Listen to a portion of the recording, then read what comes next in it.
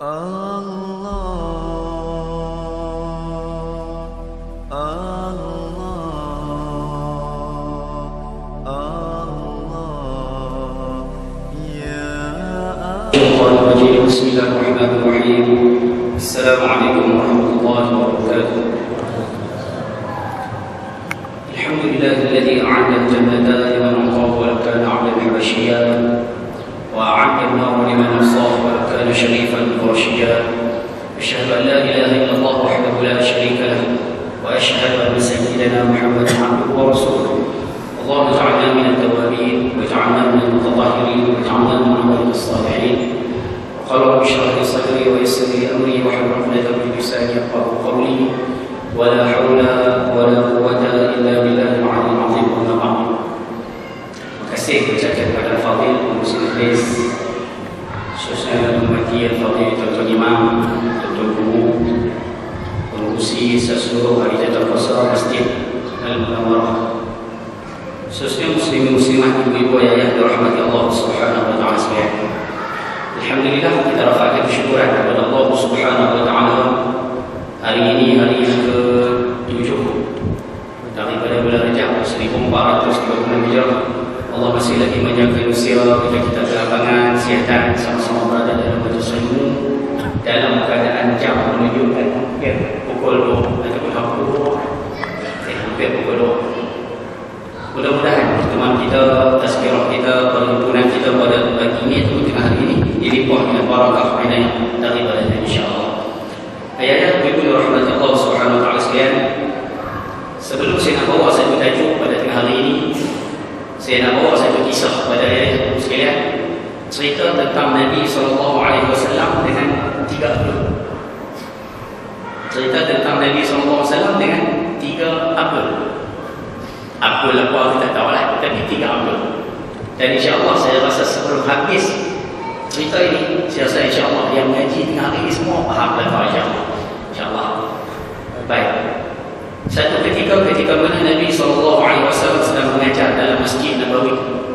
Masjid Nabawi itu ada tiang, tapi tak ada dinding. Jadi orang yang berada dalam masjid boleh nampak orang yang berada di luar. Yang berada di luar boleh nampak siapa yang berada dalam masjid ketika itu. Jadi suatu baginda sallallahu alaihi wasallam sedang mengajar dalam Masjid Nabawi, tiba-tiba mari 3 orang lelaki. Itu yang kata 3 Abdul. Mari 3 orang sahabat, 3 orang lelaki. Bila tiga-tiga sampai di hadapan Masjid Nabawi, lelaki yang pertama dia tengok dalam masjid tersebut ramai sahabat itu tengah belajar, ramai sahabat itu tengah menuntut ilmu. Apa dia buat? Dia pusing, dia patah balik. Dia tengok ramai dalam masjid tersebut, dia tengok, kemudian dia pusing, dia patah balik. Boleh faham tak? Faham ke saya tahu? Boleh faham? Ya, dia pusing, dia patah balik. Jadi tinggal 2. Daripada 3 tinggal 2. Dua-dua sahabat ini bagi salam pada Nabi SAW. Selesai jawab salam, sahabat yang kedua daripada 3, seorang patah balik, seorang balik, patah balik lah. Sahabat yang nombor 2 ni, dia tengok dalam Masjid Nabawi itu ramai sahabat-sahabat lain. Dia nak masuk duduk di dalam tu, dia rasa malu, dia rasa segan ni dia malu, nak masuk dalam dia malu, nak masuk malu. Akhirnya apa dia buat? Dia duduk belakang sekali. Dia nak masuk tu dia segan, dia malu. Akhirnya dia duduk belakang sekali. Sahabat yang ketiga pula, dia datang masuk selepas dia bagi salam pada Nabi SAW. Sahabat yang ketiga dia tengok di antara sahabat-sahabat yang belajar tu, ada tak ruang kosong? Orang bining semua ada tak ruang kosong? Nanti ni ruang kosong 1, 2. Dia tengok-tengok ada di hadapan tu satu ruang kosong. Dia masuk, dia terus duduk di tempat kosong tersebut. Boleh nampak? Macam faham dah saya nampak gaya.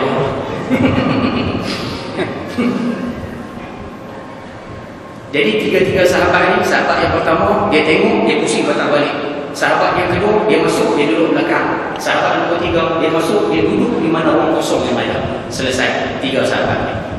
Habis majlis ilmu tersebut, habis kuliah, Nabi SAW saja. Nabi tanya para sahabat, "Alla adullukum 'ala an-nafar ats-tsalasah?" Kamu nak tak aku komen sikit tentang 3 lelaki yang mari tadi? Nak tak aku komen sikit tentang 3 sahabat yang mari tadi? Sahabat kata, ya Rasulullah. Bagi dah sebut.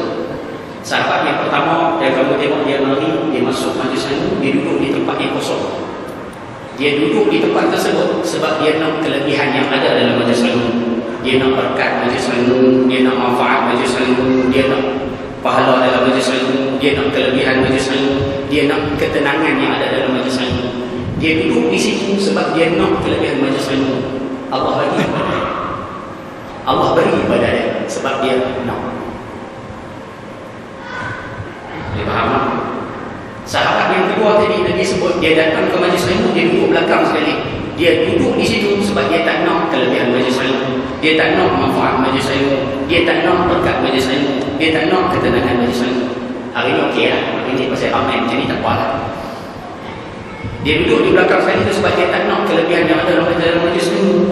Allah tak bagi pada dia sebab dia tak nak. Dan sahabat yang ketiga, dia mari tadi, dia pusing patah balik. Dia berpaling daripada majlis ilmu, Allah berpaling daripada dia. Berpaling di sini membawa maksud Allah buat tak peduli dia, sebab dia buat tak peduli kepada majlis ilmu. Understand? Faham apa saya cerita? Sebab itu kita minta ayah-ayah berusaha kalau boleh bila masuk majlis ilmu, kalau boleh jadi sahabat yang pertama. Jadi seumpama sahabat yang pertama masuk, duduk di depan saja. Kalau masa tak boleh, tak mampu, kami ada sakit Ustaz, kami kadang-kadang ada masalah apa, suka buang air kecil, kami ni jadi sakit apa nak melujur dan sebagainya, kami ada masalah kesihatan. Okey, jadi sahabat yang nombor 2. Tapi kita nak pesan sungguh-sungguh, jangan jadi yang nombor 3. Yang jadi nampak majlis ilmu, balik Ustaz datang mengajar, dia start untuk balik. Macam ni kita minta tahu. Sini tak ada apa. Jangan macam Allah kata orang yang ada majlis ilmu dia balik, ada pengajian dia balik, Allah sebut orang ni celaka. Wasayujannabuhal ashqa. Orang yang celaka ni ada majlis ilmu dia belah balik, ada majlis ilmu belah balik, ada kuliah start untuk balik. Kalau start untuk balik itu sebab urusan, tak ada masalah.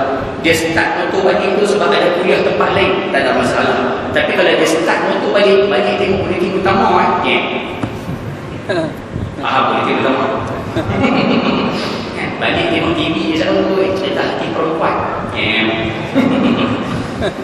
Sebab itu kita nak minta jadi sahabat yang pertama ataupun yang kedua, jangan jadi yang ketiga, insyaAllah. Mudah-mudahan khidmat tersebut sama-sama bermanfaat dan pengajaran insyaAllah.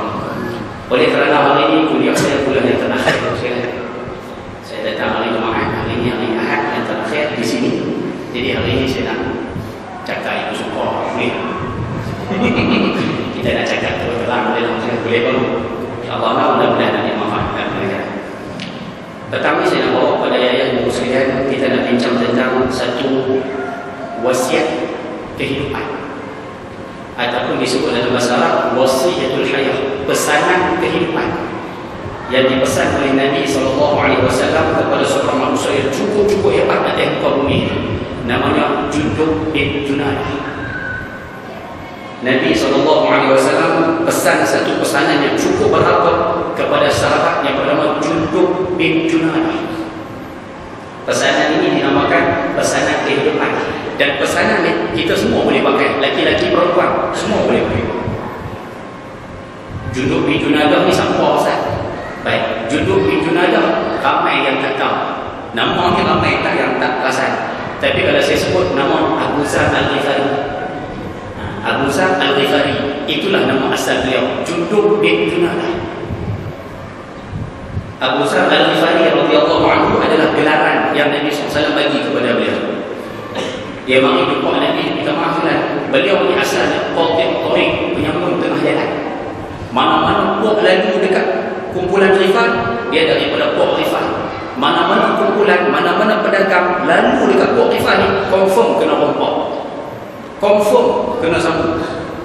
Lalu waktu siang pun kena sambut, lalu waktu malam pun kena sambut. Kira puak Ghifar ni memang makruf penyambung tengah jalan, qati' tariq, jadi sekat tengah jalan, rompak. Bila dijumpa Nabi SAW, Abu Zar ni jumpa baginda SAW, dia bagi tahu kata nak masuk Islam. Kemudian baginda suruh dia mengucap. Selesai dia mengucap, Nabi tanya dia, kamu ni daripada puak mana ni? Kamu ni daripada suku mana? Kabilah mana? Beliau jawab, saya daripada puak Rifah. Bila dengar perkataan Rifah, baginda sallallahu alaihi wasallam terus sebut, wallahu yahdi man yasha. Allah kalau nak bagi hidayah, Allah ni kalau nak bagi hidayah, siapa saja dia boleh bagi. Perkataan tersebut nak menunjukkan kepada kita, baginda seolah-olah tak sangka yang masuk Islam ni seorang manusia daripada puak Rifah, puak penyambung tengah jadi. Sebab tu Nabi sebut, wallahu yahdi man yasha. Allah kalau nak bagi hidayah, siapa dia boleh bagi. Boleh korang bagi kedai sikit? Macam apa? Boleh nak insyaAllah. Abu Zar al-Ghifari radhiyallahu anhu, Nabi SAW, sebab apa kita pilih tajuk dia hari ini? Cuba tengok kedudukan dia sini. Baginda pernah bersabda, rahimallahu Aba Dzarrin. Allah sayang sangat Abu Zar. Allah sayang sangat Abu Zar. Sebab apa? Yamshi wahdah, dia berjalan seorang-seorang. Wa yamutu wahdah, Nabi sebut nanti dia mati, dia meninggal dunia seorang-seorang. Wa yub'atsu wahdah, dia bangun balik pada mahsyar seorang-seorang. Spesial. Dia berjalan pada jalan seorang-seorang, meninggal dunia seorang-seorang, berjalan bangun balik pada mahsyar seorang-seorang. Apa sebab Ustaz? Kita bahas tajuk ni dulu, saya pun kita coba kesana semua. Apa sebab dia bangun balik pada mahsyar seorang-seorang? Satu sebab kerana dia di antara manusia yang cukup berani lawan kerajaan. Dia seorang manusia yang cukup berani lawan kerajaan. Dan di antara kerajaan yang cukup kuat dia lawan kerajaan Muawiyah bin Abi Sufyan. Sebab itu Allah bagi kedudukan dia spesial. Mana itu kan? Sayyidina Muawiyah bin Abi Sufyan pernah ambil, itu ijtihad Muawiyah. Muawiyah ambil harta guna untuk diri dia, ambil harta rakyat pakai untuk kroni dia. Dia di antara orang yang cukup kuat lawan Muawiyah bin Abi Sufyan. Sehingga dalam kitab menyatakan, dalam kitab Ridal Hal Rasul sebut, Abu Zar al-Ghifari dia sanggup pergi ke Syria, dia duduk dekat lembah, dia ceramah. Dia duduk atas bukit, ceramah. Duduk dalam market, ceramah. Duduk di pasar raya Tesco, ceramah. Kalau ada Tesco boleh tengok. Mana-mana tempat yang dia pergi semua dia ceramah. Sehingga dalam kitab sebut, kalau dia bersuara supaya rakyat bangun lawan Muawiyah, rakyat ketika itu kan bangun untuk menentang Muawiyah. Nak kata suara dia cukup tengah betul.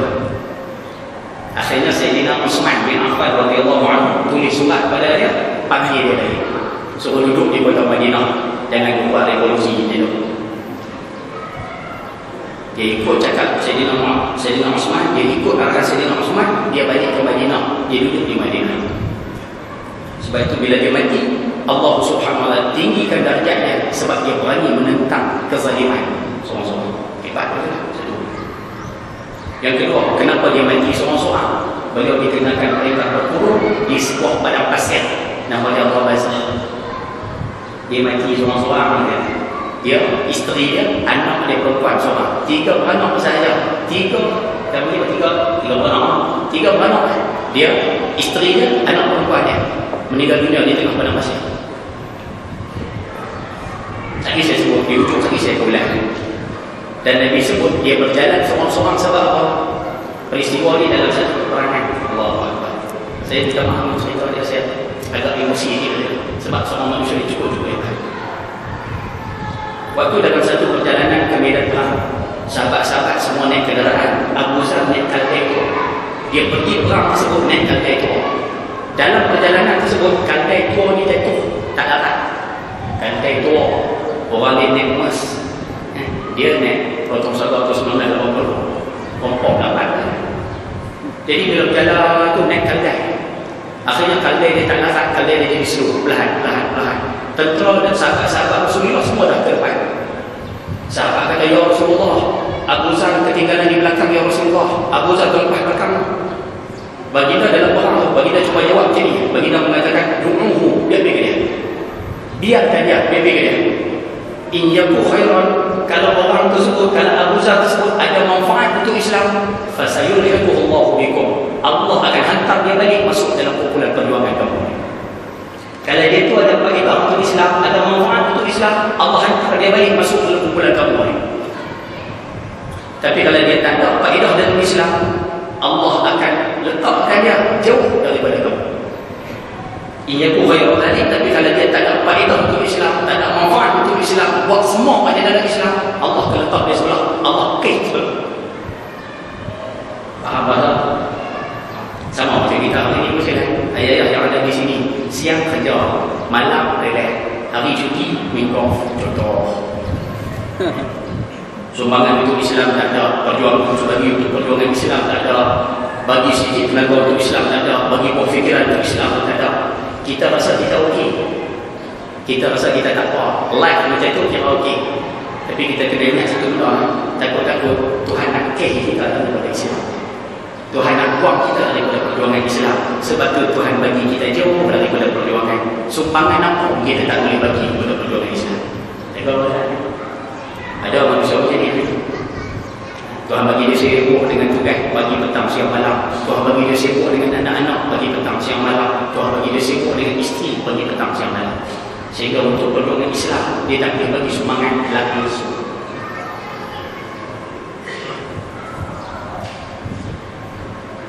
Faham ke sini? Dia pun takut dengan takut. Saya pun takut juga benar-benar ni takut. Takut Tuhan keh kita kata. Abu Zar macam tu lah. Sahabat kata, ya Rasulullah, Abu Zar terbanting di belakang. Nabi kata, ya Abi, kalau dia ada faedah untuk Islam, Allah hantar balik. Akhirnya apa dia buat? Kaltai dia tu Islam, jadi lama-lama jadi tak larat. Lama-lama pelan-pelan. Abu Zar ambil satu kayu, ujung kayu ni dia ikat jalan ujung kering kan, dia ikat dia ni. Dia letak atas kepala kaldai dia.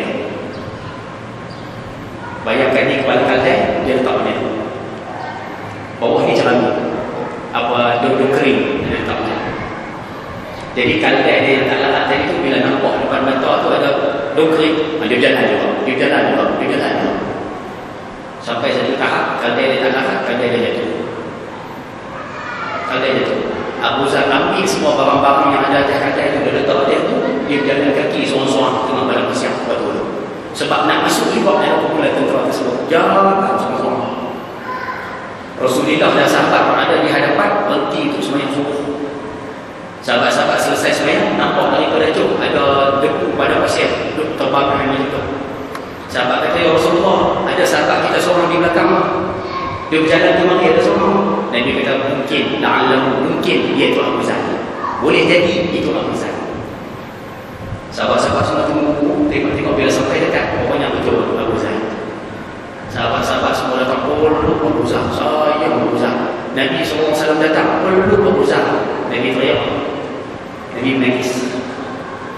Maknanya dalam bahasa Arab kita boleh sebut Abu Zar ada manfaat untuk Islam. Sebab itu Allah hantar dia. Masa Nabi peluk, Nabi menangis, Nabi sebut rahimallahu Abu Zar. Allah sayang sangat Abu Zar. Dia berjalan tengah padang pasir seorang-seorang.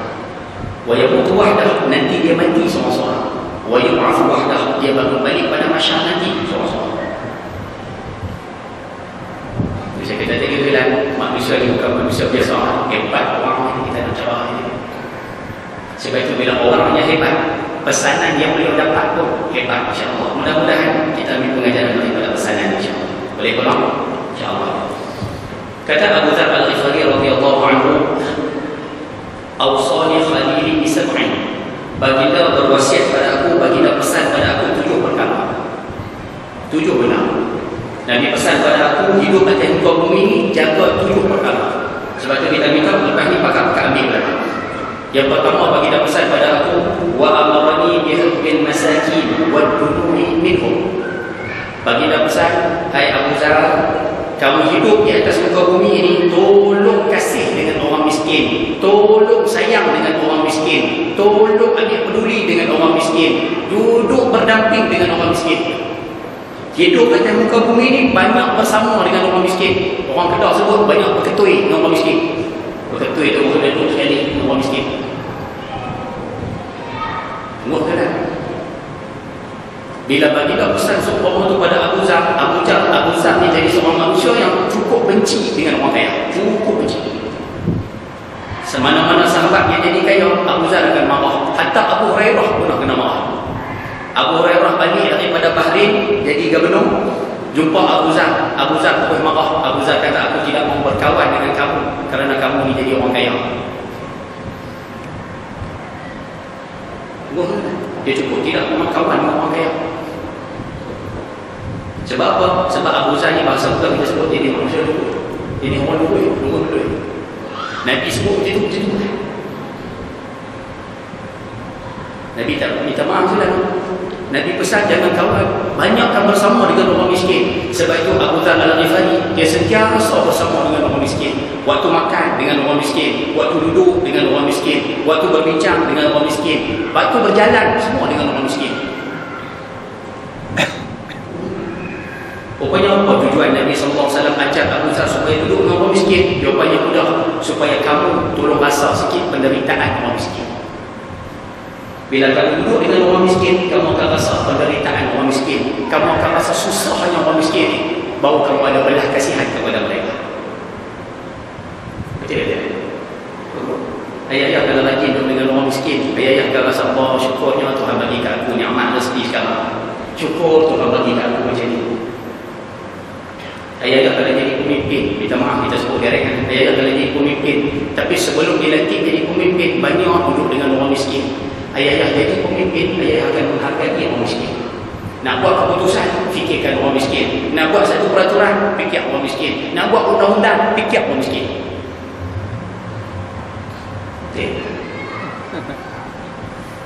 Cik tak faham yang panggil.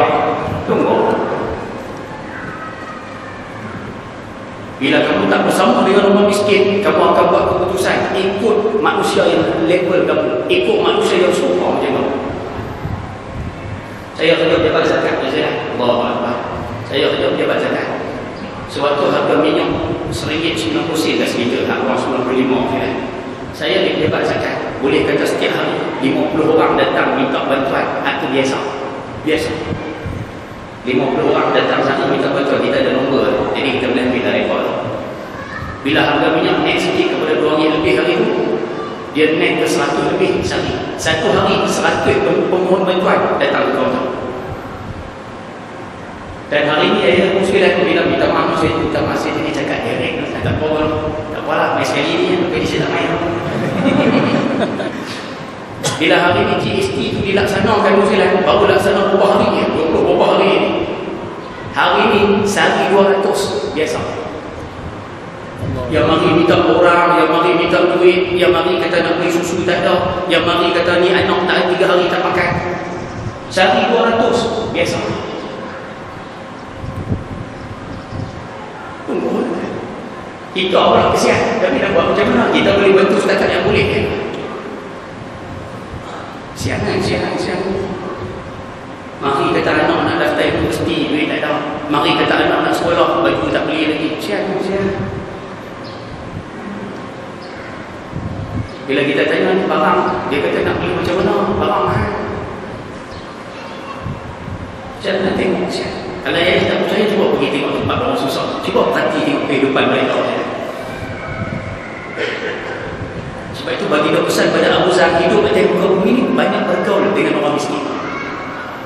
Sebab itu Abu Zar waktu duduk di Syria, dia lawan dengan Muawiyah bin Abi Sufyan yang banyak sokong dia, yang banyak ikut ceramah dia daripada kalangan haji naik gaji bawah 3,000. Haji naik pendapatan bawah 3,000. Yang tu banyak ikut. Allah sungguh.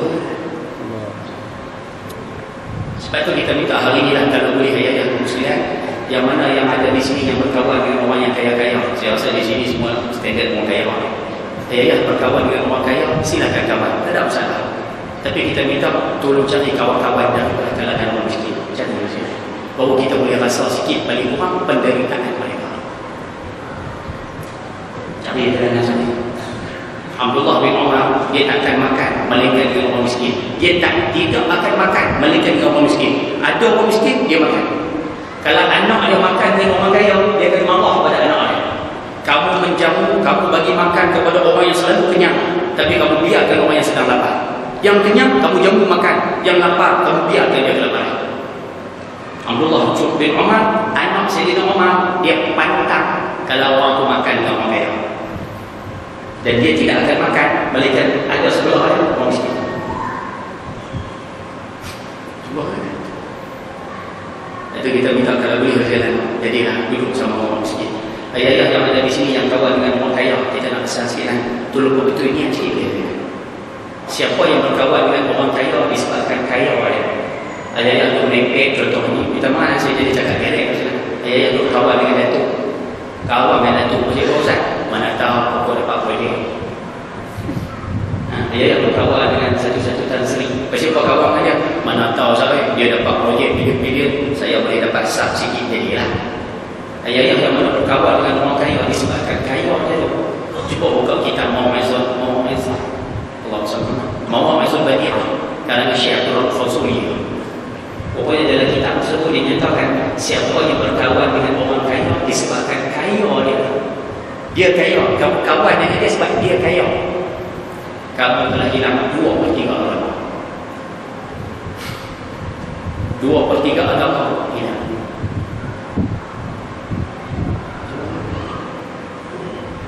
Jangan. Saya kawan dengan dia sebab dia member daripada kecil. Okey, saya dah kawan. Walaupun dia kaya, tak ada masalah. Saya kawan dengan dia sebab satu universiti dulu. Okey, kawan, tak ada masalah. Saya kawan dengan dia sebab memang dia kaya. Kalau dia miskin, saya tak mau kawan. Ini baik. Tak ada apa sini. Macam mana buat kaya kan? Jangan. Boleh dapat saya kata no? Baik. Ujung sikit lagi nanti sebut wadud bibin. Baginda pesan Abu Zar, kamu hidup dengan orang miskin, kamu hidup dengan orang miskin, tolong rendahkan diri kamu bila bersama dengan orang miskin. Kamu duduk dengan orang miskin, tolong rendahkan diri bila bersama dengan mereka. Kita nak sebut bahasa mudah macam ni. Ayah-ayah hidup di Selangor. Di Selangor kan? Selangor. Ayah-ayah berada di Selangor. Kita ada saudara mara di Baling, Kedah. Ada adik-adik di mana? Kuala Lumpur, Kedah. Ada adik-adik di mana? Gering. Biras kita di Gering, adik dan saudara mara kita di Gering. Kita minta tolong bila balik ke tempat-tempat saudara kita atau bila pergi melawat mereka. Rumah kita rumah batu, rumah dia rumah kayu. Kita pakai Mercedes, dia orang pakai Proton BNM lah, contoh. Ayah-ayah bila duduk dengan dia, kalau duduk sembang, saya cakap orang bining sini macam. Bila duduk dengan dia, minta tolong jangan cakap dalam keadaan kita ni tinggi diri. Jangan duduk sembang kata kita ni kemai. Jangan. Duduk depan adik siapa? Biras kita ni orang susah, macam kampung aja. Kita ni sebulan 10,000 gaji. Duduk sembang dengan dia ni. Saya ni alhamdulillah lah baru boleh dapat saya kakak satu projek boleh lah 15,000 sebulan. Saya ni baru boleh tukar kereta. Hari tu pakai emas tak sedar bawa pakai Lamborghini. Sembang tentang kehebatan kita tu depan orang yang nak makan tidak cukup 1,000 kali. Kamu sembang tentang kekayaan kamu depan orang yang hidup susah. Kita minta tolong jangan buat orang yang hidup jangan buat ni. Duduk depan orang miskin, yang sembang kata kita miskin tak apa. Kalau kita kaya sekalipun, jangan buka rahsia kekayaan kita tu kepada dia. Nak menjaga hati dia.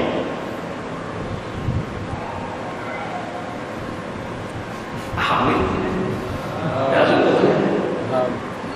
Tapi di Pulau Pinang ada orang internet ni banyak. Kenyuh di Pulau Pinang. Tu makcik-makcik yang mengaji tu saya kata direct makcik-makcik tahu ni macam ni lah. Dia orang bagi jumpa saya, dia orang cerita, dia kata Ustaz, adik-adik kami balik pada KL Ustaz, dia cerita, kata dia beli kereta ni, anak-anak dia bagi sebulan seminggu kepada dia, dia cerita kata dia dapat sekian-sekian, anak dia bawa kita lagi golden apa. Kata, dia kata kami bila dengar macam Ustaz, kami tak rasa kami orang susah. Kami orang susah. Dia tanya kami nak buat macam mana Ustaz? Saya kata mudah hal kecil, macam ni kecil, senang. Kalau adik-adik makcik tu datang ke rumah makcik, dia tu cerita, dia tukar kereta baru. Contoh, dia daripada itu pakai kereta sekian-sekian, sekarang pakai kereta sekian-sekian. Makcik kata oleh kaya, anak saya pun hebat lah. Baru dia drive Proton BLM. Proton BLM tu dia kata dulu di Penang ni baik lah. Apa jam apa, dia drive Proton BLM, lori dia helikopter. Saya kata ke makcik, cakap dia. Maknanya bila orang datang pada makcik, orang duk sembang kemas depan makcik, makcik sembang kemas lagi daripada dia. Itu cara. Dia main duk sembang betul dia kemas, dia hebat, dia apa, makcik jawab pada dia lebih hebat daripada dia dah. Anak saya tak boleh reka dah lah, kalau dia punya helikopter bersikit. Jawab lagi. Boleh dia?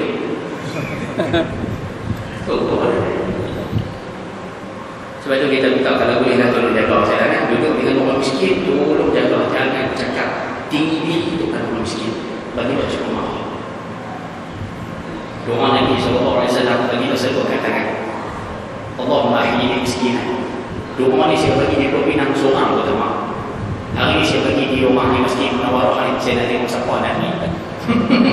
Bagi dia selalu berdoa, Allahumma ahyi miskinan. Ya Allah, bagilah aku hidup miskin. Wa amitni miskinan, mati pun miskin. Wahsyurni fi zumratil masakin, balik pada masyarakat bersama dengan orang miskin. Mau doa? Seorang pun tak sedih nak pakai doa. Dalam seorang tak sedih orang dalam seorang. Tak mau. Ustaz cakap, dia tak. Siapa nak amalan kaya? Siapa nak amalan menjadi kaya? Amalan kita mendapat harta, harta tu boleh makan sampai 7 keturunan. Siapa nak? InsyaAllah kita bagi ijazah sekarang. Amalan dia, amalan membaca Surah Al-Ma'idah ayat 114. Surah Al-Ma'idah 114. Balik lagi buka Quran, muka surat saya lupa. Muka surat terakhir Surah Al-Ma'idah. Balik buka ayat tu atas sekali. Ayat itu berbunyi, wa qala Isa bin Maryam, berkata Isa bin Maryam. Allah qala Isa bin Maryam, Allahumma rabbana anzil alaina ma'idatan minas sama' takunu lana 'idan li awwalina wa akhirina wa ayatan minka warzuqna wa anta khairur raziqin. Surah Al-Ma'idah ayat 114.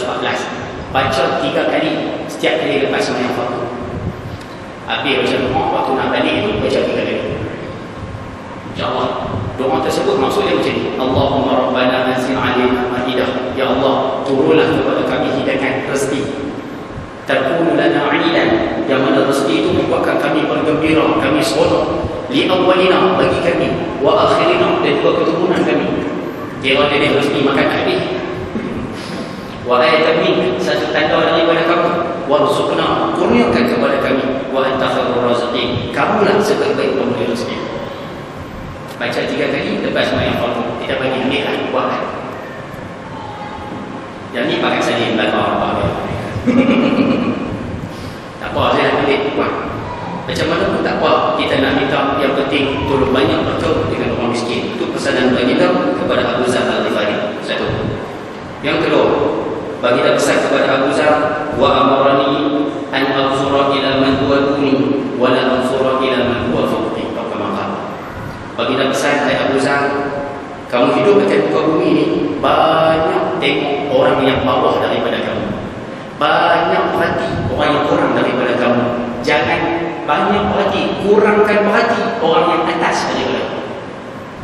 Hidup atas muka bumi, banyak tengok orang yang kurang daripada kita. InsyaAllah hati kita jadi tenang. Kurangkan tengok orang yang lebih daripada kita, hati kita akan selamat. Ayat-ayat yang ada di sini, kita minta lepas ni banyak tengok orang yang bawah daripada kita. Ayat-ayat tu nak kecil mana? Contoh video hospital, hospital Syahlah, hospital Syahlah ada hospital? Tak ada. Bila hospital mana pun, doktor cek beritahu kata pakcik kena kecil manis. Bila kita kena kecil manis, cuba ayat-ayat 29, perhati kawan kita yang 20 tahun kena kecil manis. Cuba cari seorang kawan yang 20 tahun dah kecil manis, kaki pun kena kerat. Bila perhati kawan yang jadi 20 tahun kecil manis ni, hati kita akan tenang. Tak apalah, aku baru kena kecil manis, kawan aku 20 tahun dah kena. Hati kita tenang. Ayah-ayah dapat gaji sebulan RM5,000. Cuba perhati member kita yang gaji sebulan RM1,500. Dia dulu cerita kata gaji dia RM1,500, anak 5 orang dan sebagainya. Cuba perhati dia yang gaji RM1,500. Kita akan rasa, alhamdulillah, aku dapat yang lebih, betul lah. Hati dia tenang. Ibu-ibu di belakang, Ibu-ibu dapat suami yang jenis gantung sepeda pada begitu. Sepeda tu dia gantung di rumah itu. Ketolah basah-basah dia suka letak atas kaki sana. Dia minum ni, dia minum mayak ni. Dia minum mayak dalam cawan ni. Dia minum Ustaz, lepas minum dia letak cawan tu dalam sinci. Kok lah nak basuh Ustaz, dia tak basuh, dia letak dalam sinci. Sekali dia nak minum lagi, dia ambil lagi satu, dia minum, dia letak lagi dalam sinci. 6 kali minum, 6 cawan ada dalam sinci. Ada dapat suami jenis tu. Tu gelap macam tu ada. Ibu-ibu kalau dapat suami jenis macam tu, serabut Ustaz, serabut, lemah perut Ustaz, Ibu-ibu kalau dapat suami macam tu, cuba perhati suami kawan kita yang jenis apa? Cuba perhati kawan kita yang dapat suami kaki pukul, nafkah tak bagi. Kemudian lagi apa Ustaz? Balik kira mengamuk banyak marah ya. Balik pula ikut suka bila nak balik. Isteri sekali pun dia tak bawa pergi jalan mana-mana. Cuba perhati kawan kita yang dapat suami macam tu. Masa tu hati kita kata tak apalah, dia dah gantung sepeda, gantung dia lah. Dia nak minum tak mau basuh cawan, tak apalah. Jadi dia tak pukul aku, jadi dia bagi nafkah cukup pada aku, jadi dia bawa juga aku pergi melancong, bawa pergi jalan. Tengok orang yang kurang daripada kita, hati kita tenang. Tapi kalau perhati orang yang lebih daripada kita, hati kita selalu. Kita baru pakai kereta sekian-sekian, kawan kita beli kereta baru, kita cemburu pada dia, hidup kita tak akan tenang. Ayah-ayah yang ada di sini, minta maaf melawak dengan hati. Ayah-ayah yang ada di sini dah menikah seorang. Ayah-ayah tu tengok kawan dah menikah dua. Dia tengok kawan dah menikah dua, kawan menikah dua pun sembang sangat. Apa nak baik, apa satu yang bodoh. Ayah-ayah kalau tengok kawan dah menikah dua, sampai sudah kita soal. Cuba perhati kawan kita ada menikah langsung. Perhati kawan kita yang tak ada isteri langsung. Dia balik rumah sorang-sorang, dia duduk sorang-sorang, dia pergi masjid sorang-sorang. Dia sorang-sorang. Bila kita perhati dia yang sorang-sorang tu, hati kita akan tenang. Jadilah aku ada aku sorang, kawan aku tak ada sorang.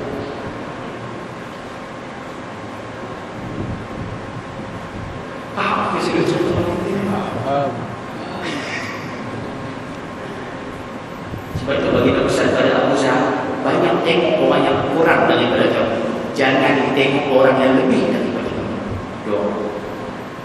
Ini nama tipu orang. Nak sosial orang tipu orang. Pukul 5. Oh dia. Saya nak balik. Baik, tak apalah insyaAllah. Sebelum pukul 3 kita berhenti insyaAllah. Sedap tak sedap pun. Sebelum pukul 3 kita berhenti insyaAllah. Baik, yang ketiga, bagilah pesan wa amarani an la as'ala ahadan syai'an. Ayat Abu Zar, hidup atas muka bumi ini kalau boleh kamu kena belajar, jangan meminta-minta kepada manusia. Hidup atas muka bumi, jangan belajar meminta-minta kepada manusia. Apa-apa pun uruskan sendiri, apa-apa pun selesaikan sendiri. Jangan meminta-minta kepada manusia. Pokoknya bila kita cek dalam kitab, kita cek dalam hadis-hadis Rasul, pokoknya baginda pernah bersumpah. Satu daripada sumpah baginda, siapa yang suka meminta-minta sampai mati dia akan lekat orang yang minta. Orang yang suka meminta akan lekat sampai mati, akan berada dalam diri dia sampai mati. Dia jenis mulut ringan, apa-apa pun minta, apa-apa pun minta. Dia senang meminta. Orang macam ni sampai mati lekat orang yang minta. Boleh faham maksud? Contoh macam ni lah. Di Korea sebelah sini saya tak pasti lah.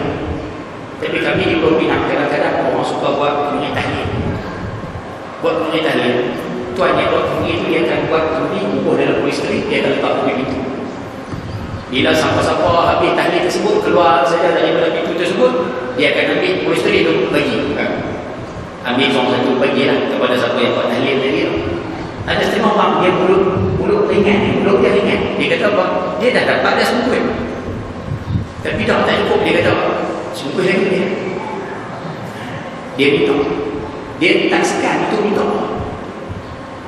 Pokoknya manusia yang perangai suka minta ni walaupun kecil, perangai tersebut akan lekat sampai nanti. Boleh faham pasal? Sebab itu kita tak heran orang yang mula ambil rasuah, dia akan terus ambil rasuah. Dia tak segan ambil rasuah. Tapi di Pulau Pinang kenal seorang, ini nanti dia macam itu. Di Pulau Pinang ada seorang, saya dah Allah ni, tak tahu mana saya yang cerita pada kita ni Cina, orang Cina. Dia kata, Ustaz, ada seorang manusia lelaki Melayu Islam, Melayu pula bukan Islam, Melayu orang Islam. Dia kata, saya ambil projek daripada dia dan saya adalah masuk tender buat dia tu yang meluluskan projek. Dapat waktu nak dapat projek kena bayar lah dia, kena bagi duit kopi, kena bagi rasuah dia baru dapat projek. Bila waktu tengah tu pun minta lagi, kena bagi lagi. Dia kata sampai last kali nak boleh cek, kena bayar lagi. Dia kata waktu nak dapat cek tu, bayaran tu nak dapat cek tu, dia jumpa saya di satu kedai. Kemudian dia minta duit lagi, minta rasuah lah, senang tanya, minta rasuah. Dia kata masa tu saya terang saya, apa dia buat? Dia kata saya ambil duit Ustaz, saya letak dalam kotak rokok sigaret.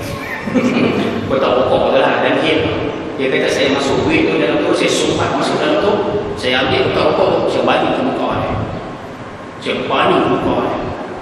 Dia kata orang Melayu tu, dia kata bila rokok tu kena jatuh ke bawah, dia kata orang Melayu tu sambil gelap-gelap, ambil kotak rokok tu, peluk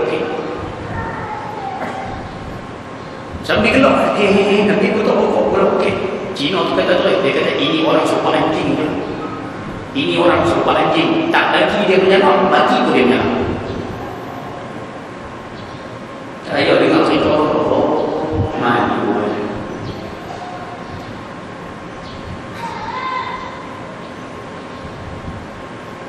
Awasnya sungguh malu. Tapi nak buat macam mana? Sebab dia dah lekat, panggil supaya meminta, sampai mati dia lekat panggil meminta. Sebab tu orang bagi cara hina pun dia ambil, dia tak ada rasa malu lah, sebab dah terbiasa meminta-minta. Sebab tu kita minta kalau boleh ayah-ayah yang mengaji tengah hari ni, kita minta tolong lepas ni jangan belajar meminta-minta pada orang. Orang bagi satu, kita pegang prinsip nahnu qaumun la natruk, kita ni satu bangsa yang tak meminta-minta. Minta jangan, tapi kalau orang bagi satu. Faham pasal tak? Minta sorry, tapi kalau orang bagi satu. Boleh belakang, boleh tak boleh ni pasal minta. Kira apa suami bagi, ambil. Suami bagi sikit, ambil. Suami bagi banyak, ambil. Suami tak bagi langsung, senyum. Boleh? Tak boleh dah. Tak apa. Boleh, lepas ni boleh kau yang selalu. Nah, kita minta sama-sama. Jangan belajar minta-minta. InsyaAllah, mudah-mudahan ini manfaat mengajar 3. Yang keempat, sebelum nak masuk yang keempat, saya lagi tajuk sikit saja. Saya masuk balik ini. Sebab yang keempat, 5, 6 ni sebab-sebab lah. Saya nak sebut pada yang usulan saya kata-kata Imam Ibn Atha'illah lagi tak ikat saja kita berkongsian. Imam Ibn Atha'illah pernah mengatakan, La amala ajalil qabul, tidak ada amalan yang akan diterima oleh Allah Subhanahu wa ta'ala illa malaikat min amalin, daripada amalan yaghibu anka syuhudah, amalan yang bila yaghibu anka, yang hilang daripada kamu syuhudah, penyaksiannya, wa yahtaqiru anka wuyudah, dan dihina daripada kamu sewaktu kuyudannya. Kita faham ayat? Tak faham Ustaz? Maksudnya macam ni. Imam Ibn Atha'illah mengatakan amalan yang kamu buat atas muka bumi ini tidak diterima oleh Allah Subhanahu wa ta'ala melainkan ada 2 syarat. Kalau kamu nak amalan kamu Tuhan terima, nak segala kerja buat kamu Tuhan terima, 2 benda ni kena jaga. Nombor 1, wa yaghibu anka syuhudah, bila kamu buat satu-satu amalan tu, kamu kena lupa. Kamu buat satu-satu amalan tu, kamu jangan ingat amalan tersebut, jangan ingat amalan tersebut, jangan kenang amalan tersebut, jangan cerita amalan tersebut kepada orang lain. Itu maksudnya. Kalau cerita, itu tanda amalan kamu tidak naik ke langit, amalan kamu tidak naik ke aliyyin, amalan kamu masih lagi bersama dengan kamu. Contoh macam inilah nak bagi senang faham. Di antara tanda amalan tidak diterima yang muslim, ayah buat contoh sedekah. Ayah ambil duit, bulan tabung. Bulan tabung. Kalau buku dalam tabung, berapa Ustaz? 100. Contoh. 100. Agak-agak balik di rumah, ingat dah 100. Ingat. Kau sini jenis bos 100 tak ingat? Tak macam ayah bos 100 dalam tabung, ingat. Ingat ni maksudnya balik betul ingat. Oh, aku bos 100 ni. 100 nak faham? 100. Banyak. Balik itu ingat lah. Ya. Bila kita balik dalam keadaan kita sentiasa mengingat, mengenang kembali, itu tanda amalan kita belum lagi naik ke atas. Bukan setakat sehari ingat sehari, setahun ingat setahun ingat, bubuh tahun ni, bubuh tahun lepas, tahun ni ingat lagi, tahun dia. Satu. Yang kedua, berapa banyak manusia hari ini bila dia buat satu-satu amalan, dia suka cerita amalan itu kepada orang lain. Saya ni alhamdulillah lah, umrah ni kali ke-17 lah. Oh dia, abang saya beritahu ke orang. Saya ni alhamdulillah lah, 6 tahun dah, dah tinggal. Lalu, kamu buat satu-satu amalan, buat beritahu kepada orang, tak payah beritahu. Ni nak bagi tahu, saya alhamdulillah lah daripada balik sampai hari ni tak tinggal ni. Saya ni kalau pergi masjid semua saya sedekah 100. Saya tak post 10 tu 100 semua. Oh. Cerita apa?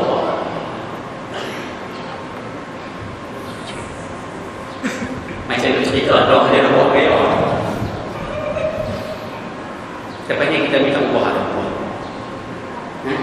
Lepas ni buat satu-satu amalan jangan cerita dah. Amalan wajib tak apa cerita pada orang, tak ada masalah. Abang pergi haji ni, bila masalah saya pergi 20 tahun lepas. Sebab haji amalan wajib silakan bagi tahu. Zakat bayar ke? Bayar lah masalah. Selesai. Amalan wajib tak ada masalah. Sembahyang mana ni? Sembahyang mana? Sembahyang masalah. Amalan wajib silakan bagi tahu. Amalan sunat simpan. Amalan yang bersifat sunat simpan, jangan cerita pada orang. Boleh belum?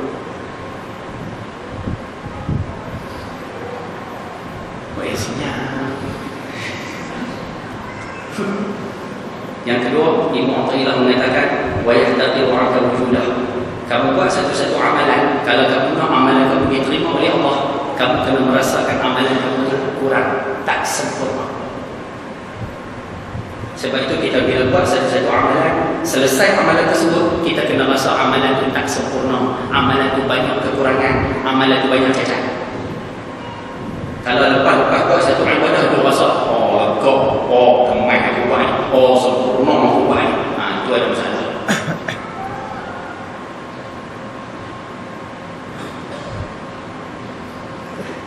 Boleh faham tak maksudnya? Sebab itu lepas sembahyang, cuba tengok apa perkataan pertama yang diajar kepada kita bila selesai bagi saya. Astaghfirullahaladzim. Soalannya, apa sebab kena baca astaghfirullahaladzim? Sedangkan sembahyang itu bukannya dosa, sembahyang itu ibadah. Tapi kenapa diajar astaghfirullahaladzim itu? Pokoknya baginda sallallahu alaihi wasallam nak mendidik kita supaya apa? Lepas kamu sembahyang, walaupun ibadah, kamu kena anggap ibadah sembahyang kamu itu tak sempurna. Sebab itu kita sebut astaghfirullahaladzim. Aku sembahyang tadi banyak kurang, aku sembahyang tadi banyak cacat, aku sembahyang tadi banyak benda tak kena nampak gaya, khusyuk pun tak ada. Pokoknya astaghfirullahaladzim itu nak didik kita supaya rasa macam tu. Sebab itu bila selesai buat ibadah, jangan rasa sempurna, kita kena rasa banyak benda yang kurang. Ibnu Athaillah sebut dua sebab tu ya, insya-Allah amalan kamu itu.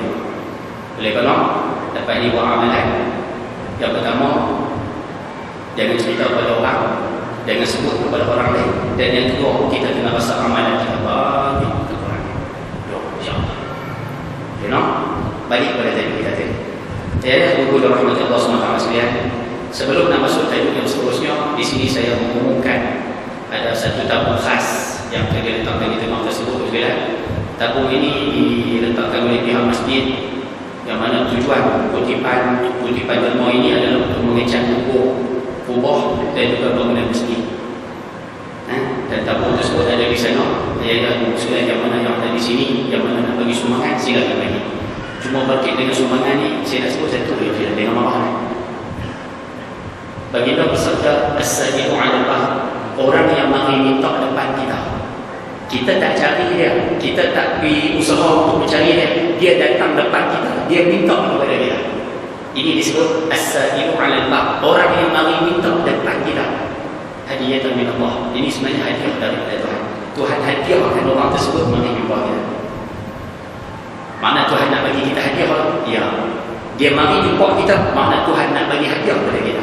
Sebab itu kalau kata hadiah ni datang daripada Tuhan, tak patut sangat kita tolak hadiah daripada Tuhan. Sebab itu kalau ada siapa-siapa mari minta depan kita, kita tak cari, dia orang datang minta, kita bagilah sedekah mana yang mampu. Itu sebenarnya hadiah daripada Tuhan.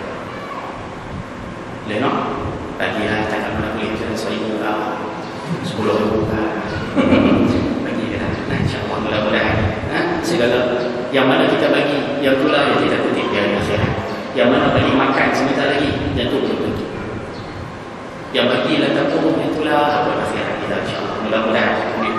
Baik, pesanan yang keempat yang baginda bagi kepada Sayyidina Abu Zar Al-Ghifari radhiyallahu anhu, yang ini saya tak mengulang, nombor 4 saya tak mengulang.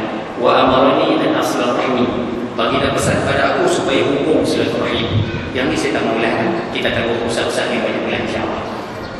Baik, pesanan yang kelima. Boleh cepat ni. Baginda pesan, hai Abu Zar, wa amarani an aqula al-haqqa wa in kana murran. Itu pesanan yang kelima. Pesanan pertama, suruh berkawan dengan orang miskin. Pesanan nombor 2, banyak perhati orang bawah, jangan perhati orang atas. Pesanan nombor 3, jangan meminta-minta. Pesanan nombor 4, hubung silaturahim. Pesanan nombor 5, pesanan yang kelima, wa amarani an aqula al-haqqa wa in kana murran.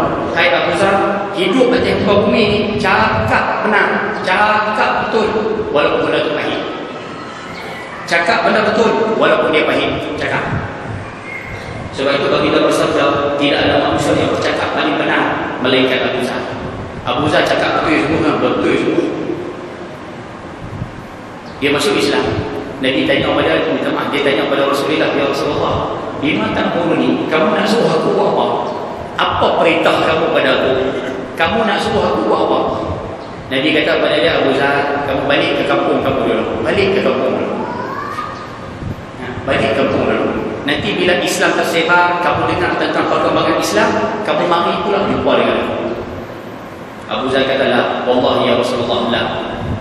Inni la arjid, aku takkan balik sehingga aku menzahirkan, menjelaskan, menyampaikan Islam di Masjid Nabawi, Masjidil Haram. Aku takkan balik sehingga aku bagi tahu orang Mekah kata tentang Islam. Akhirnya apa dia buat? Dia turun dekat Masjidil Haram, dia jerit, dia kata, hai penduduk Mekah, masuklah Islam. Hai penduduk Mekah, masuklah Islam. Cakap betul semua, bagi semua. Dia tak kira siapa, benda baik tak baik, dia bercakap, hai orang Mekah, masuklah Islam. Bila orang Mekah dengar perkataan tersebut, Abu Jahal, Abu Lahab, Abu Sufyan, ni jenis ahli parlimen kota Mekah. Tengok ahli parlimen kota. Dia orang dengar kata-kata ni tu lah, pakat datang ramai-ramai, pukul dia separuh baju. Pukul dia separuh baju. Yang datang tahan seorang ni, namanya Abbas bin Abdul Muttalib. Waktu sedang Nabi SAW. Abbas datang, Abbas kata, jangan, kamu jangan pukul dia. Kamu semua jangan pukul dia. Kerana kalau kamu tahu, minta maaf, kerana dia ini daripada Puak Rifat. Ni, kamu jangan pukul dia, dia ni daripada Puak Rifat ni. Kamu ni penduduk Mekah, kalau nak bagi aku di Syam, kamu kena lalu dekat kumpulan Puak Rifat ni. Kamu mudaratkan dia, kamu bunuh dia, Puak Rifat akan ganggu perniagaan kamu. Masa tu baru Puak ahli-ahli ni seluruh kita kan. Baru seluruh balik. Hari ni kena labuh separuh mati. Ingat nak mati? Tak mati je lah. Isu ada 2 orang perempuan duduk depan tokong. Bayangkan ni tokong Najilah. Ada 2 perempuan duduk sebuah tokong macam ni. Abu Zar datang tengah-tengah ni. Dua perempuan ni duduk menyebah tokong. Abu Zar datang tengah-tengah tokong ni. Antara tokong dengan 2 perempuan ni, dia datang tengah-tengah. Dia kata dekat 2 perempuan ni, kamu menyembah batu yang tak boleh bercakap apa-apa ni. Alangkah bodohnya kamu menyembah batu yang tidak boleh bercakap apa-apa ni. Mari kena labuh teruk lah. Hari ni buat hari apa kan? Apa yang jadi? Hari kedua dia kena pasang. Dia jadi cakap benda betul dia tak peduli pada orang. Akhirnya baginda pesan pada beliau supaya balik dulu lah. Masa itulah dia baru balik ke kampung. Sifatnya kita nak minta tiup. Ayah-ayah yang duduk di Shah Alam, kita minta tolong. Ayah-ayah kita tampak kebenaran, cakap bagi betul. Jangan sedih, jangan. Benda betul, cakap. Benda salah, cakap. Benda tak betul, cakap. Jangan simpan benda tersebut. Jangan simpan benda tak betul disebabkan kita takut privacy kita rosak. Jangan simpan benda salah sebab kita takut jawatan kita hilang. Jangan. Cakap sudah. Orang nak marah, marah. Orang nak kata apa, kata. Ayah-ayah ada anak di rumah, tutup tak pakai. Kita minta balik, kata. Dia nak marah, marah. Dia nak maju, maju. Dia tak mau cakap, surah. Ibu-ibu di belakang dapat suami jenis tak bayar hutang. Suami kita balok bayar hutang, malas bayar hutang. Dia suka tangguh hutang saya. Ibu balik marah. Dia orang tak naik muka, biar pergi. Dia orang merajuk, biar pergi. Dia orang tak mau cakap, biar pergi.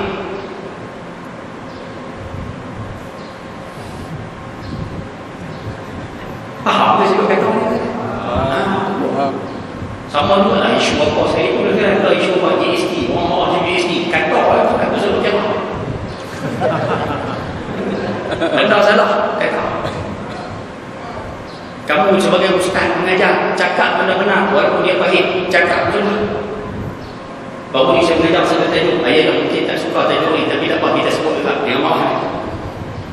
Baru ni saya mengajar tentang masalah perhiasan.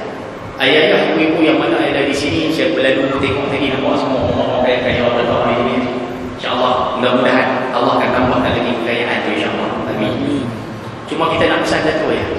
Dalam rumah saya rasa masing-masing ada perhiasan dalam rumah. Betul. Semua ada perhiasan. Dengan frame-nya, dengan bunga beijingnya, dengan bunga plastiknya, dengan kolam ada dalam rumah, dengan rok macam-macam perhiasan, macam-macam perhiasan ada dalam rumah. Tu dengan apa kita panggil manik-manik yang sekut dekat pintu. Setiap pintu pasang manik kan. Okey. Kita nak minta perhiasan yang ada dalam rumah, kita minta kekalkan macam biasa. Cuma kita nak cadang pada hari ini kalau boleh lah, kalau boleh. Boleh tak? Jangan beli baru lah. Kira pakai mana yang ada lah boleh. Seorang tak boleh pakai dah. Boleh tak pakai yang mana ada yang sudah. Perhiasan yang baru kita minta kalau boleh. Tak payah beli dah. Boleh? Ibu-ibu di belakang boleh? Baik. Sebab apa Ustaz? Terpaksa cakap betul-betul. Nabi SAW balik buka dalam kitab Mishkat Masabih dalam Tahzidiyah Syaikhul karang kitab tahzid tersebut dalam Musnad Imam Ahmad pun ada hadis ni riwayat Imam Ahmad bin Hanbal. Nabi SAW dijemput makan kenduri di satu rumah. Sebelum baginda sampai ke rumah tersebut, Fatimah dengan Sayyidina Ali, Sayyidina Ali dengan Sayyidah Fatimah, dua suami isteri dah berada dalam rumah tersebut. Baginda bila sampai rumah kenduri tersebut, baginda pegang apa kita panggil alam itu. Baginda pegang sebelah sini sebelah, baginda pegang sebelah sini sebelah. Baginda dalam rumah. Baginda tak masuk. Baginda pegang alam bingkai itu sebelah sini sebelah, sebelah sini sebelah. Nabi baca. Kemudian Nabi baca. Fatimah radhiyallahu anha nampak ayah dia datang, tengok macam tu kemudian balik. Fatimah kejar. Dia kata, wahai ayahanda, kenapa ayahanda tak masuk dalam rumah kenduri tersebut? Tuan rumah tu jumpa ayahanda. Baginda menjawab, ma yaliqu li awli ayyi nabiyyin ay yadkhula baitan fihi musajjid. Baginda bersabda, tidak layak, tak patut bagi aku ni atau mana-mana nabi sekalipun masuk dalam rumah yang mana dalam rumah tersebut ada perhiasan.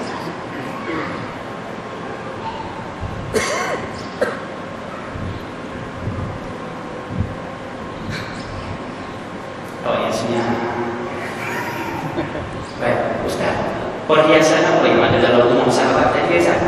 ulama-ulama bila syarahkan hadis tersebut, perkataan muzayyinun, perhiasan tersebut, rupanya dalam rumah sahabat dia pasang sutrah. Sutrah ni bahasa sini sebut langsir, belum ada sebut belum nikah. Langsir tu dah langsir. Dia buat langsir tu, tapi dia buat langsir tu dua lapis. Satu lapis yang tebal, satu lapis yang tipis, yang jarang. Yang tebal apa tutup tingkap, yang jarang yang tipis tu tajam perhiasan nak bagi sikap. Bukan rumah kita semua macam tu kan? Rumah kita bukan sekat dua kan? Tengok yang tebal satu, yang jarang satu, yang pompok satu belah tangan.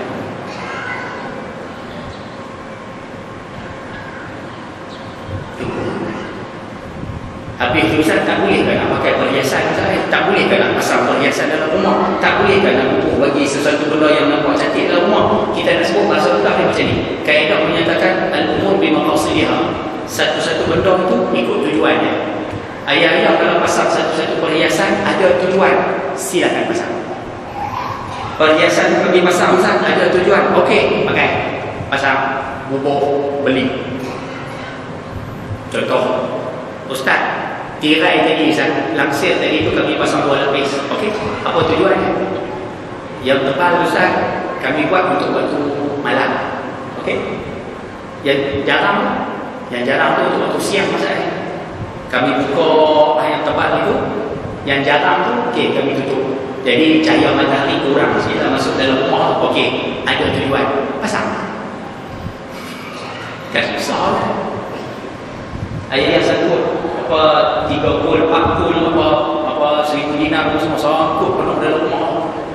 Sebab apa sangkut? Ustaz, saya sangkut berapa saya pasang di sana. Sebab bila saya kali tengok 3 kul tu teringat nak macam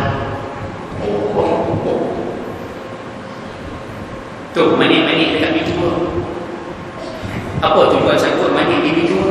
Ada tujuan Ustaz. Kalau orang masuk dalam bilik tersebut nanti dia belanggar, jadi dia bunyi.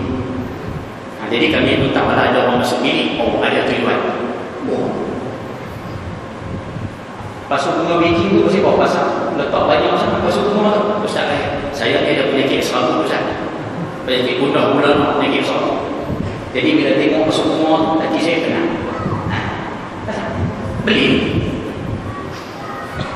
Boleh faham tak?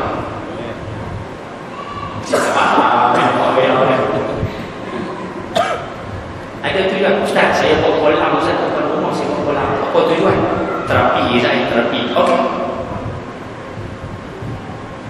Saya yang buat, minta maaf saya bukan mufti nak kata benda tu makruh ke haram ke apa silakan. Tapi kita nak sebut Nabi tak suka. Cuba cari hadis lain, ada satu lagi sahabat yang buat kubah. Bila dia buat kubah untuk ibadah, Nabi SAW tak cakap dengannya.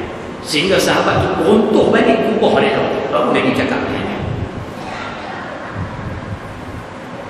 Ayah-ayah buat plaster syirik daripada pos syaitan sampai ke dapur, semua plaster syirik. Macam-macam ada urusan. Apa tujuan? Ustaz, ada tujuan saya. Apa tujuannya? Saya ni kecil manis saya kecil manis. Jadi bila saya tengok plaster syirik ni, kecil manis saya turun saya. Pasal saya tak ada kenal-kenal. Contoh bahasa juga kita nak sebut di sini, kalau benda yang dipasang, perhiasan yang dipasang tu ada tujuan pasang. Tapi kalau saja-saja tak payah. Jangan. Sayyidina Ali mengatakan antara tanda Tuhan tidak berkati duit kita, antara tanda duit kita tak berkat, kita banyak habiskan duit kita kepada rumah kita. Itu tanda duit tak berkat. Itu saya kata tadi, yang mana yang lepas sudah, yang lepas sudah. Tak apalah, tak payahlah dia simpan, buang, tak payahlah. Yang ada, kekalkan. Cuma yang nak beli baru, kita minta fikir-fikirkan terlebih dahulu.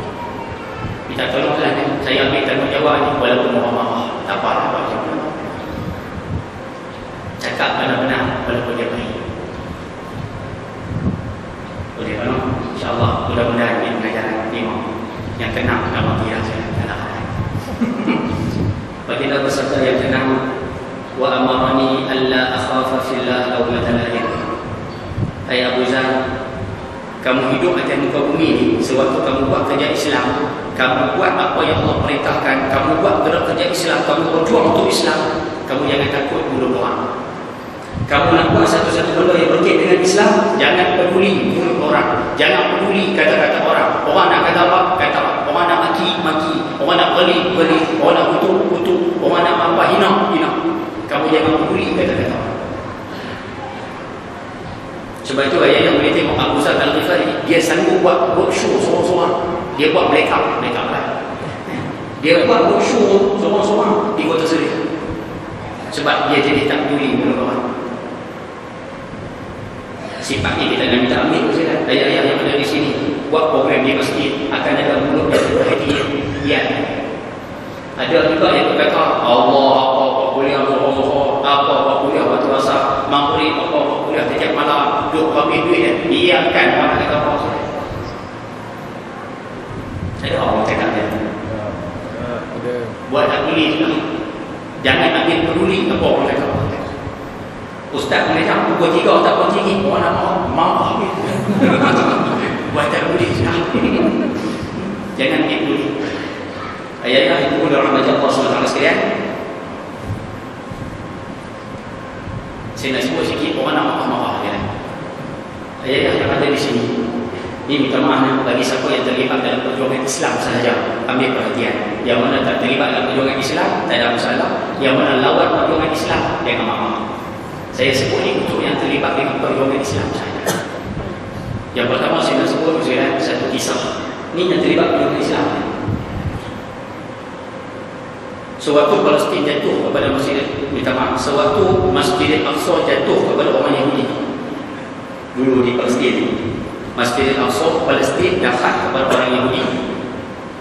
Hassan Al-Banna hantar seorang ulama masuk ke Palestin. Dia bagi tahu kepada ulama ni, wahai mu'alim, kamu pergi ke Palestin, kamu cuba cari jalan. Macam mana kita nak ambil balik Masjid Al-Aqsa kepada orang yang daripada pokok Yahudi? Macam mana nak ambil balik Palestin, dapat balik kepada orang Islam? Kamu cari jalan macam mana nak ambil. Ulama ni masuk ke Palestin, duduk 2 bulan, cari jalan macam mana nak ambil balik. Akhirnya bila selesai usilan 2 bulan, balik ke Mesir. Dr. Yusuf Al-Qawi sebut kisah ni dalam kitab dia Bainal Qur'an wal Kitab.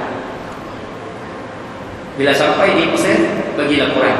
Tuan Imam Hassan Al-Banna nampak gaya cita-cita kita untuk ambil balik Masjid Al-Aqsa ni, nampak gaya mustahil, tak dapat dah, nampak gaya. Bila ditanya kenapa, ulama ni jawab, waktu aku berada di sana, aku ajar orang-orang Islam Palestin turun sembahyang jemaah di masjid. Aku ajar mereka datang berjemaah di masjid. Pakai tak nak. Pakai tak nak turun sembahyang berjemaah di masjid, mereka pakai tak nak. Yang kedua, aku ajar mereka datang baca Quran, faham Quran, ambil mendalami tentang Quran. Kerana kamu nak berjuang Islam, kamu kena faham Quran, kena mendalami Quran. Quran tu mesti. Dia kata orang Palestin tak nak lagi baca Quran pun tak nak, faham Quran pun tak. Yang ketiga, aku berada di sana, aku ajar mereka masuk majlis ilmu. Nak berjuang tidak boleh ada dasar semangat. Nak berjuang kena ada ilmu. Berjuang atas dasar semangat nanti jadi pasal.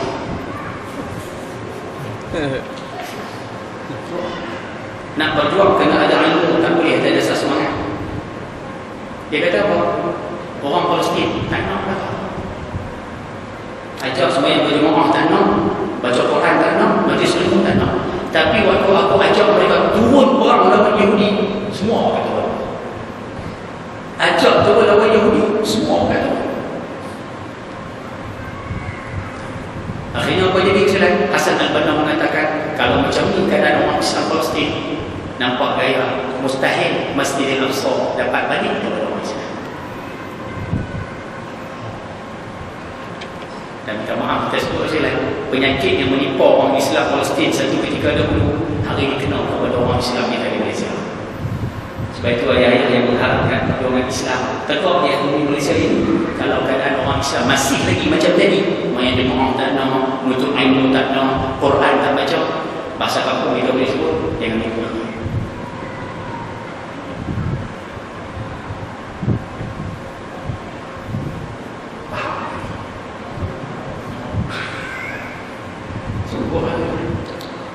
Sebab itu kita nak minta semua suruh ajar. Mari baca salat, mari mengaji, mari faham Quran, mari bersama untuk memahami Islam dan sebagainya. Orang nak kata apa? Kata.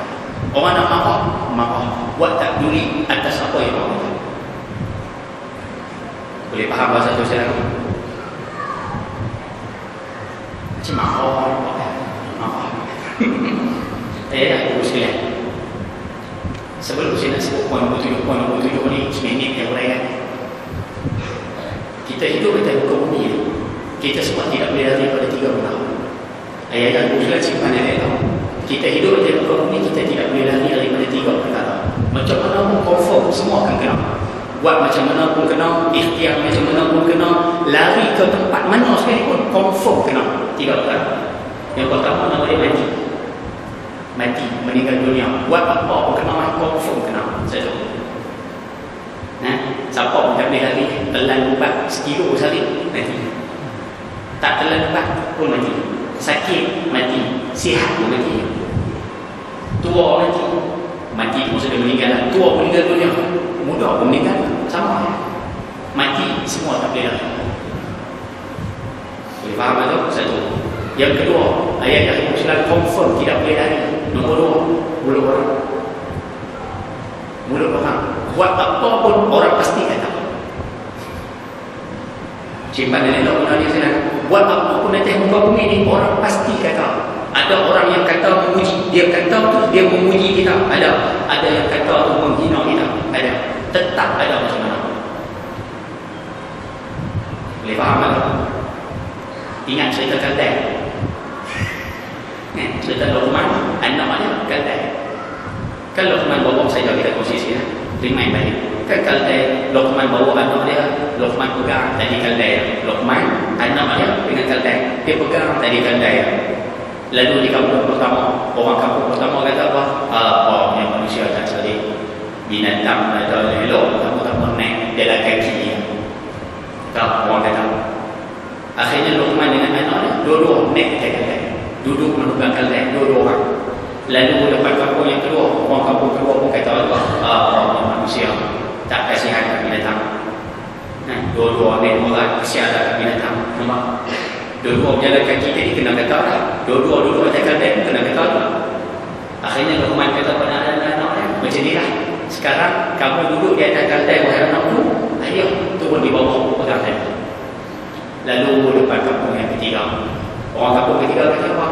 Orang yang mau bagi bapa jalan kaki di bawah, dia sedar-sedar dia tak ada. No. Akhirnya Luqman kata macam ni lah. Sekarang ayo duduk di atas, kamu pula duduk di bawah. Jalan kaki. Lalu depan kampung yang keempat, orang kampung yang keempat kata juga, yang sedap-sedap duduk di atas Kaldai, anak dia di bawah susah-susah jalan kaki. Dua-dua jalan kaki kena kata, dua-dua duduk atas Kaldai kena kata, ayah duduk seorang kena kata, anak seorang pun kena kata. Akhirnya Luqman turun daripada Kaldai. Luqman kata pada anak dia, wahai anakku, kalau kita buat yang kelima, orang pasti juga akan kata. Kalau kita buat yang kelima pun orang akan kata. Tahu yang kelima apa dia? Tanggung. Maksudnya tanggung Kaldai. Kalau tanggung Kaldai, lagi orang kata. Cerita tu nak tunjuk pada kita, walaupun itu cerita rakyat, tapi dia nak tunjuk pada kita manusia yang ada muka bumi buat apa orang kata. Boleh faham? Nombor 3, benda yang ayat tadi lagi, confirm kena. Susah masa itu. Susah masa itu. Ayah ibu kalau duduk perangan-perangan nak hidup senang nanti muka bumi ni, mustahil. Kalau masa hidup atas muka bumi ni nak hidup tenang atas muka bumi ni, mustahil. Selagi mana tak mati, selagi mana tak meninggal, selagi itulah kita akan ada banyak masalah. Kalau nak selesai pada masalah, nak lari pada masalah, tunggu mati selesai tak? Mari masalah baru pula. Tapi kalau hidup atas muka bumi ni, duk mengharapkan kesenangan, tak nak masalah, tak nak fikir suatu-suatu, tak nak fikir problem dan sebagainya, mustahil. Nama kata manusia confirm Tuhan bagi susah. Allah kata dalam Quran, laqad khalaqnal insana fi kabad. Manusia ni setiap orang aku buat hidup susah. Sebab itu kalau kita tanya hari ini di sini, siapa yang tak ada problem angkat tangan? Jawabnya tak tahu. Semua ada problem. Ibu-ibu di belakang, siapa yang tak ada problem angkat tangan? Semua ada problem. Terima kasih. Jadi kalau kata 3 benda ni Muslimat, semua orang tak boleh lari. Sekarang ni kita nak minta ambil pengajaran daripada 3 ni. Pengajaran yang pertama, mati. Semua orang tak boleh lari. Semua orang pasti mati. Jadi kita ambil pengajaran. Bila mati tak boleh dilari, mati tak boleh dielakkan, kita nak minta buat siapa? Buat siapa? Nah, sebab mati siapa pun tidak boleh lari. Buat siapa? Yang kedua, mulut manusia, siapa pun tak boleh lari. Confirm kena kata. Jadi kita minta ambil pengajaran, buat tak boleh. Apa yang akan mulut orang? Orang nak kata apa? Kata apa? Boleh tak? Cakap mahu, aku 3 orang mati sama. Sikit nak boleh. Mulut orang abaikan. Nombor 3, semua yang saya tanya tadi semua ada masalah. Ibu pun di belakang ada masalah. Semua dalam masjid ni ada masalah. Jadi kalau semua orang hidup susah tempoh ini, kita minta ambil pengajaran nombor 3. Pakat-pakat belajar sabar. Ada masalah, sabar. Orang ni kena problem, sabar. Kita kena musibah macam-macam, sabar. Ustaz tak bagi lagi pukul 3, sabar. Boleh kan? InsyaAllah mudah-mudahan kita pelajaran 3 benda manusia tak boleh lari. Nah, mulut orang tak boleh lari, tajuk mulut manusia. Dan yang ketujuh, bagi pesan bagi Abu Zar, hai Abu Zar, wa amarani an usira min qabli la hawla wa la quwwata illa billahi al-'aliyyil 'azim. Hai Abu Zar, hidup atas muka bumi ini banyak-banyak tersebut la hawla wa la quwwata illa billahi al-'aliyyil 'azim. Banyak-banyak tersebut la haula wala quwwata illa billahi al-'aliyyil 'azim. Sebab itu kalau boleh jadikan dia zikir harian kita, sehari paling kurang kalau boleh buatlah 100. Buatlah 100 paling kurang. Kalau atas 100 banyak, buat 10. 10 boleh 10. 10 pun banyak besar. Kalau 10 pun banyak, buat sehari 3 kali. Baca 3 kali la haula wala quwwata illa billahi al-'azim. Boleh tak 3 kali? 3 kali pun banyak Ustaz. Okey, sekali. Boleh? Sekali pun banyak Ustaz. Tak usah baca Ustaz.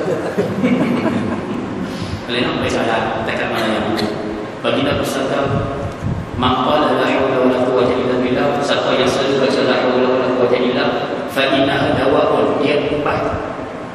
Dia ubat. Litis hati wa tis'ina da'un, dia ubat kepada 99 jenis penyakit. Dalam buah hadis dari Imam Tabrani untuk fadhil amal tidak ada masalah. La haula wala quwwata illa billah, ubat 99 jenis penyakit. Nabi kata aisyah, penyakit yang paling cepat disembuhkan oleh la haula wala quwwata illa billah, penyakit gundah gulana. Penyakit gundah gulana malam. Gundah gulana kita terima bahasa kita ni penyakit seram. Penyakit seram. Duk seram, duk susah hati, penyakit tu. Siapa kena penyakit tersebut? La haula wala quwwata illa billah, la haula wala quwwata illa billah. Sebab itu kalau cantik sekarang pakai baca sebab semua seram belakang. Ustaz tak penting kan baca la haula wala quwwata illa billah. Baik. Jadi ayat yang berikut rahmat Allah Subhanahu wa taala sekalian. Tengah ini saya bicara tentang 7 pesanan yang bagi pesan pada Abu Zar. Saya ulang ringkas, kita minta amalkan. Nombor 1, bagi pesan supaya baik dengan orang miskin. Kita minta ini pakat-pakat buat baik dengan orang miskin.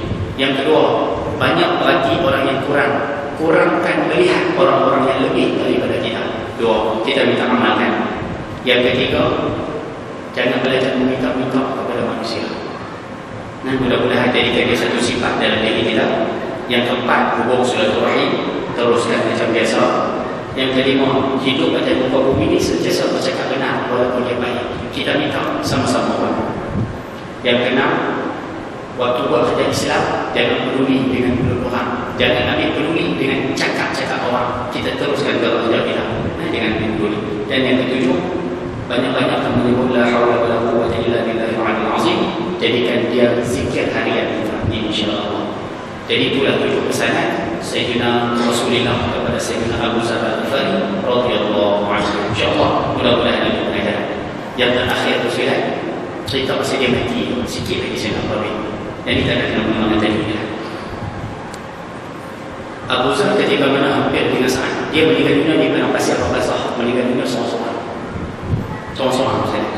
Waktu dia tengah nazar, isteri dia di sebelah nangis sungguh-sungguh. Isteri dia sedih, siapa nak uruskan jenazah ni?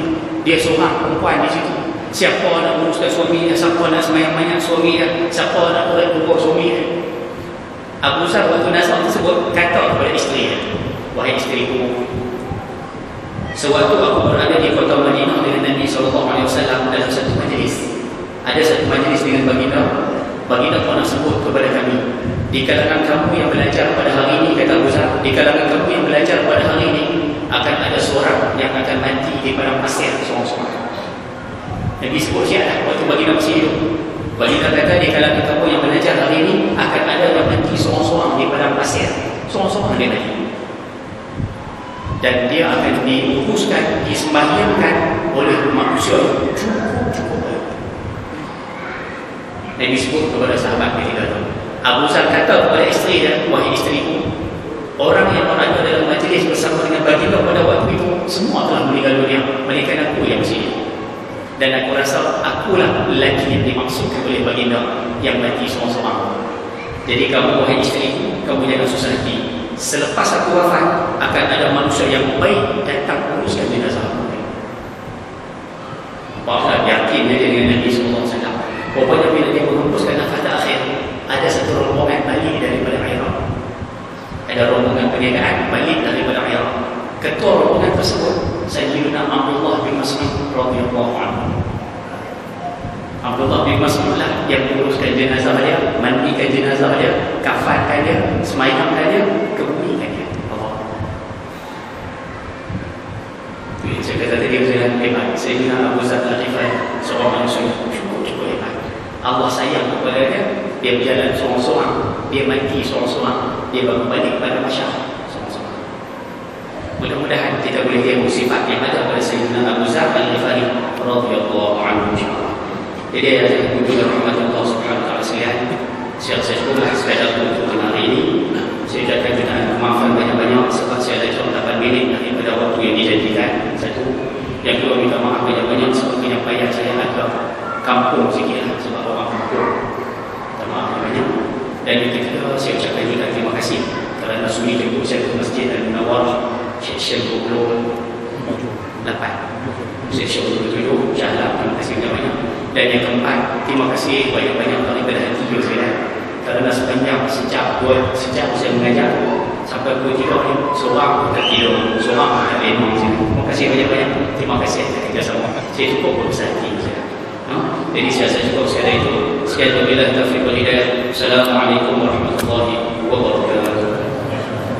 Bismillahirrahmanirrahim. Alhamdulillahirabbil alamin. Wassalatu wassalamu ala asyrafil anbiya'i wal mursalin wa ala alihi wa sahbihi ajma'in. اللهم ارزقنا فهم النبيين وحفظ المرسلين والهام الملائكه المقربين